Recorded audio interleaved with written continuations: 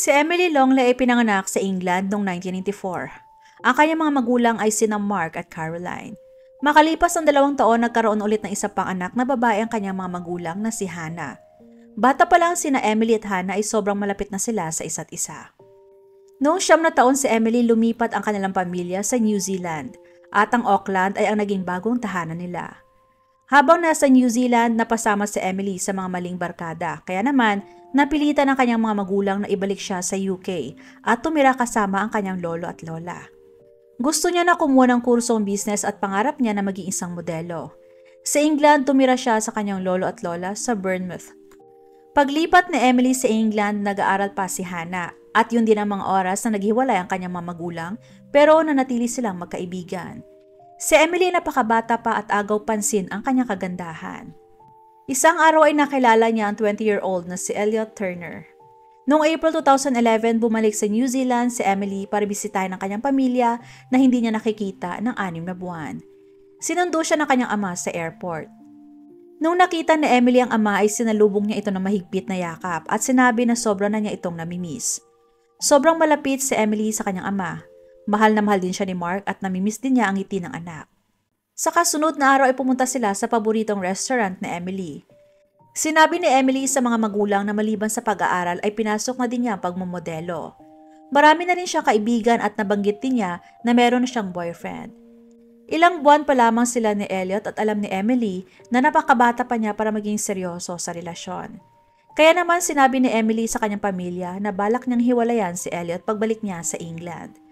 Naglaan ng ilang linggo si Emily kasamang pamilya at mga dating kaibigan sa Auckland. Sobrang masaya si Emily noong mga panahong yon at wala ni isa ang mag-aakala na yun na palang huling pagkakataon na makikita siyang buhay. Mabigat ang loob ni Emily nang bumalik siya sa England at nahihirapan pa siya na magpaalam sa kanyang pamilya noong araw na ng kanyang flight pabalik. Pero nangako siya na muli siyang babalik pagkatapos ng 5 buwan dahil gusto din niyang manood ng labanan ng Rugby World Cup. Makalipas sa ilang araw habang ka-text ni Emily ang ama, sinabi niya na nakipaghiwalay na siya kay Elliot, pero hindi na niya idinetalye kung bakit. Nag-ibang mga kilos ni Elliot nung nakita niya ang ipinost ni Emily na litrato sa kanyang social media habang nasa New Zealand. Dahil may kasama na 2 lalaki si Emily sa litrato. Doon na nagselos si Elliot. Si Elliot ay anak mayaman. Kilala siya sa mga bar at club sa kanilang lugar. Miyembro din siya ng gang ng mga mayayamang binata. Tinatawag din siya ng kanyang mga kaibigan na Tok Turner dahil napakayabang ni Elliot. Nakilala ni Emily si Elliot noong December 2010. Masaya sila lagi, madalas nasa resort at sa mga bar. Pero may history si Elliot na obsessed sa babae dati. Kaya naman hindi nagtagal ay nagumpisa na rin siya na maging seloso, na siyang dahilan kung bakit madalas din sila kumag-away ni Emily. Napaka-agresibo, violente, possessive at controlling ni Elliot.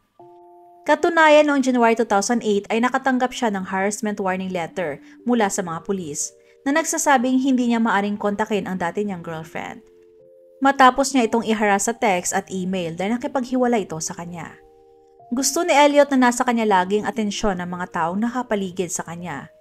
Hindi niya kinakailangan magtrabaho para mabuhay dahil ibinibigay ng kanyang mga magulang ang lahat ng kanyang gusto at kailangan. Magaling magmanipula si Elliot lalo na sa kanyang mga magulang. Ang kanyang buhay ay umiikot lamang sa mga party, mga babae, alkohol at sa paggamit ng ipinagbabawal na gamot. Mataas ang tingin ni Elliot sa kanyang sarili at may dala siya na martilyo lagi kung sakaling may isang taong kakalabanin siya. Noong nakilala ni Elliot si Emily, kaagad niyang pinakita ang pagiging controlling at manipulative niya. Katunayan ay may pagkakataon pa na binantaan niya si Emily na papatay niya ito kapag magloko. Dahil sa ugaling ipinapakita ni Elliot, nagsimula na rin na mag-isip si Emily na hindi siya ang tamang lalaki para sa kanya. Kaya naman, nagdesisyon na siya na makipaghiwalay. Pero si Elliot ang taong ayaw at hindi maintindihan ang rejection. Gabi ng May 6, 2011, kasama ni Emily ang kanyang mga kaibigan sa isang nightclub.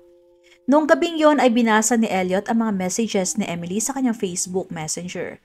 At doon niya nalaman na may kinakausap at kinakatagpo pala na ibang lalaki si Emily. Kaya sobra siyang nagalit. Pinuntahan niya ang club kung nasaan si Emily at saka inaway.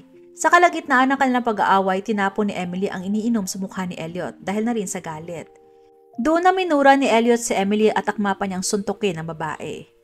Ayaw din niya ang suot ni Emily dahil sobra daw itong maiksi. Kahit na nakipaghiwalay na si Emily sa kanya, ayaw pa rin niya itong pakawalan.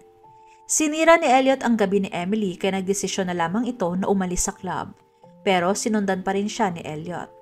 Narinig pa ng mga kaibigan ni Emily na sinabi ni Elliot bago sundan si Emily na, "Papatayin ko siya kahit makulong ako, milyonaryo pa rin ako. Kahit 10 taon pa ako makulong, wala akong pakialam." Naabutan ni Elliot si Emily at sinubukan niya na hikayatin ito para sumama sa kanyang bahay para makapag-usap umano sila ng maayos at ng mas mahinahon.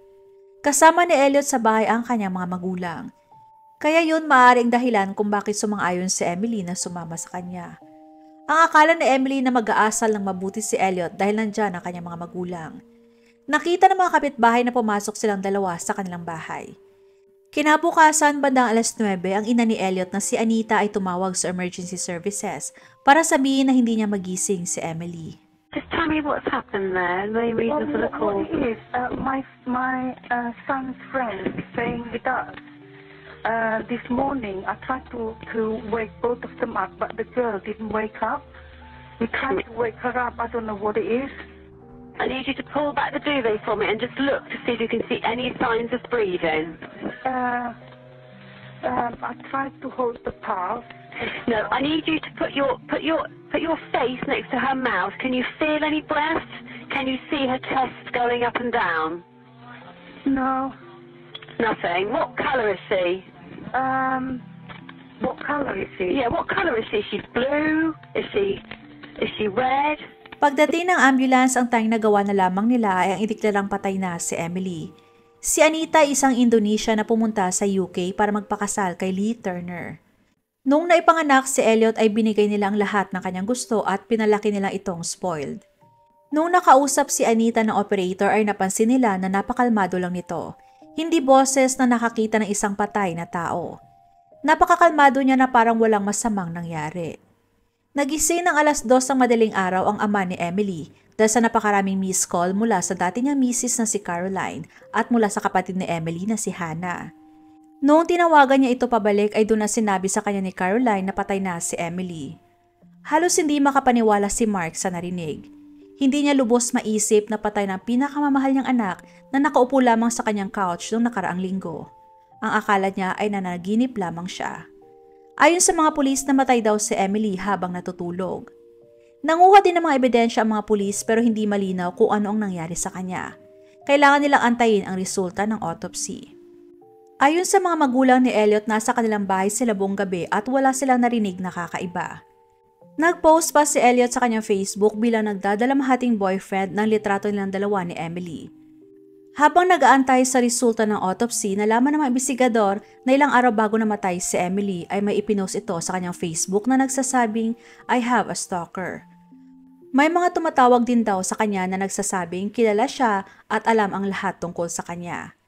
Sa parehong oras ay nagawa din na malaman ng mga pulis na gabi bago namatay si Emily ay nag-away sila ni Elliot sa club sa harap ng kanyang mga kaibigan.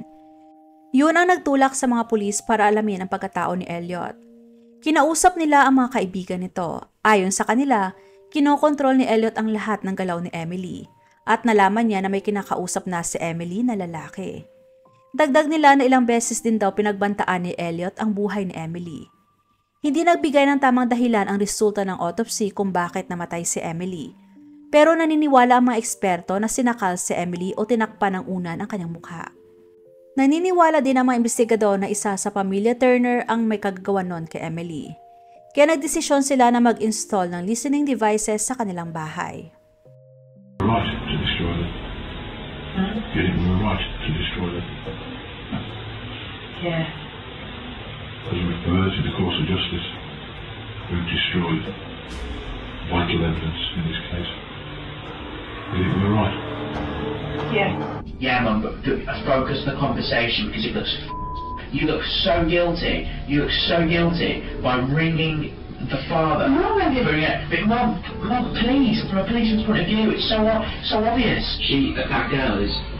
Well, I've been meeting that girl has ruined my life. Yeah. She has ruined my life. She did ruin your life. I would have known she was freezing, Mum. You can't be. You gotta think. Brain. Just thought she was, I don't know, I thought she was just knackered. It's really tight. This has happened before when I can't get her out of bed. Hence, officer, I made a cup of tea first because I thought she was okay. Mum, that's fine. It's so believable. It's burning me inside. Every second of my day it's burning. But I know something that they don't know. It's burning me, eating me up.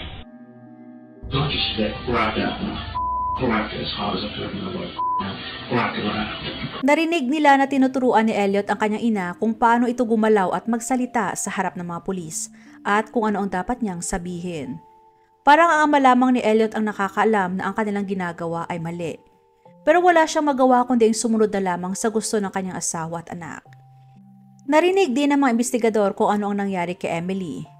Inaresto si Elliot 1 linggo matapos mamatay ni Emily. Siyempre, hindi niya inamin na siyang pumatay. Kahit ang kanyang abogado ay kwinestyon ng audio recordings kung totoo ba o hindi. Pinayagan ng judge ang prosecution na gamitin ang recordings bilang ebidensya. Sa recording ay narinig pa na sinabi ni Elliot na inamin niya sa kanyang mga magulang na galit siya araw-araw at wala umanong tao na nagpagalit sa kanya ng sobra maliban na lamang kay Emily. Sa panahon ng paglilitis noong May 2012, sinabi ng abogado ni Elliot na dinipensahan lamang ni Elliot ang kanyang sarili.